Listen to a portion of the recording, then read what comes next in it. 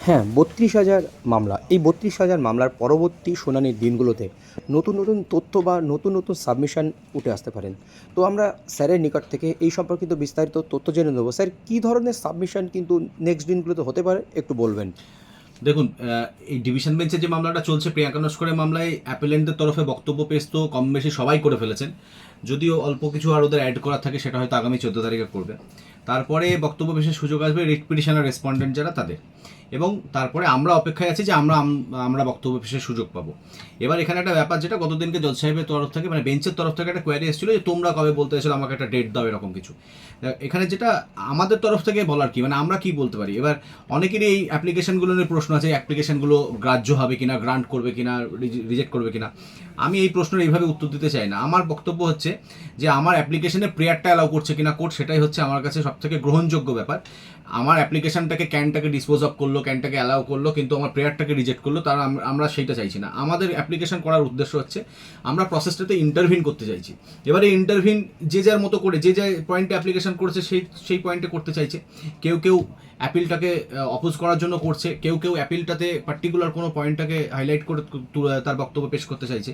যেমন বেশ কিছু আমরা অ্যাপ্লিকেশান এরকম আছে যেখানে যারা যারা এই যে ইন সার্ভিস টিচার, তাদের থেকে বেশি স্কোর করা ক্যান্ডিডেট, তারা কিন্তু চাকরি পায়নি, এবং তারা আমরা পুরো একদম চার্ট বানিয়ে আমাদের মামলায় দেখিয়ে দিয়েছি যে এই জায়গাতে আমরা কাট অফকে ক্রস করছি, এত কজন ক্যান্ডিডেটের থেকে বেশি স্কোর করা সত্ত্বেও আমাদেরকে চাকরি দেওয়া হয়নি। এবং অনেকে বলতে পারে যে তাহলে আগে কেন কোর্টে আসা হয়নি। কোর্টেও তারা তখনই এসেছিল যখন যারা জানতে পেরেছিল, কারণ এই সমস্ত কিছুর উৎপত্তি কিন্তু 2022 সালের নভেম্বর মাস থেকে, যখন বোর্ড প্রথমবার লিস্ট পাবলিশ করার সাহসটা দেখালো। তো তার পরপরেই কিন্তু অনেক রিট পিটিশন এরকম ফাইল হয়েছে। তার মধ্যে থেকে একটা রিট পিটিশন আলটিমেটলি তার ডেস্টিনেশনে পৌঁছেছে, পুরো প্যানেল সেটিসফাইড হয়েছে, ডিভিশন বেঞ্চে চলছে এখন, যেটা ঠিক আছে। কিন্তু সিমিলার সার্কামস্ট্যান্সে অনেক রিট পিটিশন পেন্ডিং আছে এখনো। এবার তারা তো তাদের বক্তব্য কোর্টকে জানাতে চাইবেই। আমরা চাইছি এই ইন্টারভেনশনটা। এবার কোর্ট যদি অ্যাপিলটাকে জিতে দেয়, তাহলে আমরা বলবো যে তাহলে আমাদের স্বার্থ সুরক্ষিত করা হোক, অন্তত পক্ষে আমাদের রিট পিটিশনগুলোকে সেই লাইনে ডিসপোজ অফ করা হোক, যাতে করে আমরা চাকরিটা পেতে পারি। যদি আমার থেকে কম পাওয়া ক্যান্ডিডেট চাকরি করে, তাহলে তো আমি চাকরিটা চাইতেই পারি। এরকম যেমন কিছু আছে। কিছু যেমন একটা ব্যাপার ঘুরে ফিরে একটা জিনিস বেঞ্চের সামনে বারবার আসছে যে কি স্ক্যাম হয়েছে, কি কারাপশন হয়েছে এটাতে। কারণ যারা অ্যাপেলেন্ট তারা বারবার বলছে কিছুই হয়নি, কিছুই হয়নি। আমরা আমাদের অ্যাপ্লিকেশানে সেটাও ফোকাস করার চেষ্টা করছি যে শুধুমাত্র স্ক্যাম এটাতে শুধু যে রিক্রুটমেন্টে হয়েছে তা নয়, এটাতে প্রথম থেকেই স্ক্যাম হয়েছে। এবং সব থেকে তার জ্বলন্ত উদাহরণ হচ্ছে যে ওএমআর ডিসপিউট নিয়ে যে মামলাগুলো চলছে সেগুলো। কারণ হচ্ছে সেখানে সিবিআই একটা পুরো ফ্যাক্ট ফাইন্ডিংয়ের মাধ্যমে দেখিয়ে দিয়েছে যে কীভাবে ওএমআরগুলোকে ডিস্ট্রয় করা হয়েছে, এবং কিভাবে তার মিরর ইমেজগুলোকেও কম্পিউটার হার্ড ডিস্ক থেকে ডিস্ট্রয় করা হয়েছে, শুধুমাত্র যাতে চুরি ধরা না পড়ে সেই জন্য। এবার যদি ওএমআরের যেগুলো হার্ড কপি সেগুলো প্রিজার্ভ করার না হয় সমস্যা থাকতে পারে, সেগুলো মেনে নেওয়া যায়। কিন্তু তার কম্পিউটারে তার মিরর ইমেজ স্টোর করতে তো কোনো সমস্যা ছিল না বোর্ডের তরফে। সেগুলো ডিস্ট্রয় কী উদ্দেশ্যে করা হলো? শুধু 14 টেটে তো হয়নি, তাহলে পরে আবার 17 টেটেও একই অপরাধ করা হয়েছে। ভুল নয়, এটা অপরাধ। তো এই জিনিসগুলো তো তারপরে সিবিআই কাকে কাকে কত কী টাকা দিয়ে চাকরি দেওয়া হয়েছে, সেই সমস্ত জিনিসগুলো আমরা কিন্তু বেঞ্চের সামনে তুলে আনবো। আমরা শুধু রিক্রুটমেন্টে স্ক্যাম হয়েছে সেটা তো যেমন হয়েছে, তার নিয়ে চর্চা পক্ষে বিপক্ষে হচ্ছেই, আমরা টেটটাতেও স্ক্যাম হয়েছে এটাও আমরা বেঞ্চের সামনে তুলে আনতে চাইছি। অনেক এমন ক্যান্ডিডেট আছে যারা পরবর্তীকালে পাশ করেছে, যারা বোর্ডের ভুলের জন্য, যেমন 82 পাওয়া ক্যান্ডিডেটরা যারা বোর্ডের ভুলের জন্য প্রথমে পাসই করতে পারেনি, পরে গিয়ে পাস করেছে, তারা তো ইন্টারভিউগুলো মিস করেছে। তাদের মধ্যে অনেক এমন ক্যান্ডিডেট আছে যারা ট্রেন্ড আগেকার 2016 আগে তারা ট্রেন্ড, তারা যদি সেই সময় এই বোর্ড এই ভুলটা যদি না করতো, তাহলে তো অটোমেটিক্যালি তারা পাস করতো। কারণ আপার প্রাইমারির ক্ষেত্রে 82টাকে কোয়ালিফাইং মার্কস বলা হয়, এনসিটির 82টাকে কোয়ালিফাইং মার্কস হিসেবে ধরছে।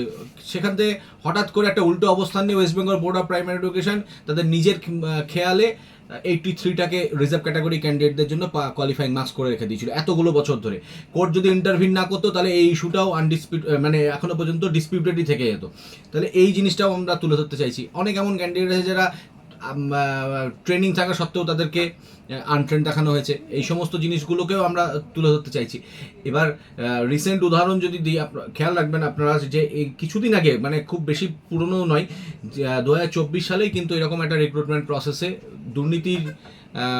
যখন দুর্নীতির চর্চা হচ্ছিল তখন সেই সময় কিন্তু যারা রেসপন্ডেন্ট ছিলেন ডিপিএসসি কনসার্ন ডিপিএসসি যারা ছিল তারা কিন্তু সেটাকে ঢোক গিলে বলেছিল যে ঠিক আছে দুর্নীতির বেশি আলোচনা হোক, দুর্নীতি নিয়ে আমরা চাইছি না, আমরা সেক্ষেত্রে মামলাকারীদেরকে যদি কোর্ট চাকরি দেওয়ার অর্ডার দেয় আমরা এদেরকে চাকরি দিয়ে দেবো, এরকমটা কিন্তু হয়েছিল। এবার সেই সমস্ত উদাহরণগুলোকেও আমরা টানবো, কারণ সেই অর্ডারগুলো তার সাবসিকুয়েন্টলি ডিভিশন বেঞ্চ এবং সুপ্রিম কোর্টেও অ্যাফার্ম হয়েছে এবং তার ভিত্তিতে অনেকে চাকরি করছে। তো এখানে পশ্চিমবঙ্গে একটা রিক্রুটমেন্ট হবে এবং তাতে কোনো দুর্নীতি হবে না, এটা তো মানে এটা আমাদের এখন কল্পনার অতীত হয়ে গেছে। সব থেকে মজার কথা দেখুন, স্কুল সার্ভিস কমিশনের মামলায় হাইকোর্টের ডিভিশন বেঞ্চ সুপ্রিম কোর্ট বলল যে যারা টেন্টেড দুর্নীতিগ্রস্ত, যারা মোটামুটি যাদের দুর্নীতি প্রতিষ্ঠা পেয়ে গেছে তাদেরকে পরীক্ষায় বসতে দেওয়া যাবে না। তাও একটা সরকার এবং তার মেশিনারি আজ অবধি চেষ্টা চালিয়েছে কী করে দুর্নীতিগ্রস্তগুলোকে পরীক্ষায় বসানো যায়। তাদের কাছ থেকে টাকা ফেরত নেওয়ারও প্রসেস শুরু করেনি, এবং তাদেরকে আবার পরীক্ষায় তো বসার সুযোগও দিয়ে দিয়েছে, তারা ফর্ম ফিল আপও করে যাচ্ছে। তো এইখানটাতে আমরা সমস্ত ব্যাপারটা কালেকটিভভাবে বেঞ্চের কাছে উপস্থিত করতে চাইছি by way of intervening in this proceeding, এবং আমরা দেখাতে চাইছি যে দুর্নীতি এখানটাতে শুধুমাত্র রিক্রুটমেন্টে নয়, গোটা টেটে হয়েছে। তো এটা আমরা ইন্টারভিন করতে চাইছি, তারপর বেঞ্চ তার মতো করে সিদ্ধান্ত নেবে। আমরা তো জাজমেন্ট লেখার কেউ নয়, আমরা আমাদের সাবমিশন করতে চাইছি মোট কথা। তো এরকম বেশ কিছু পয়েন্টে স্টেপ বাই স্টেপ অনেক কটা অ্যাপ্লিকেশন হয়েছে, সেগুলো আমরা শোনাবো। আগামী দিনে আমাদের কাছে নিশ্চয়ই সুযোগ আসবে, এবং সুযোগ না হলে আমরা বেঞ্চের কাছে আর্জি রাখবো যে আমাদেরকে সুযোগ দেওয়া হোক।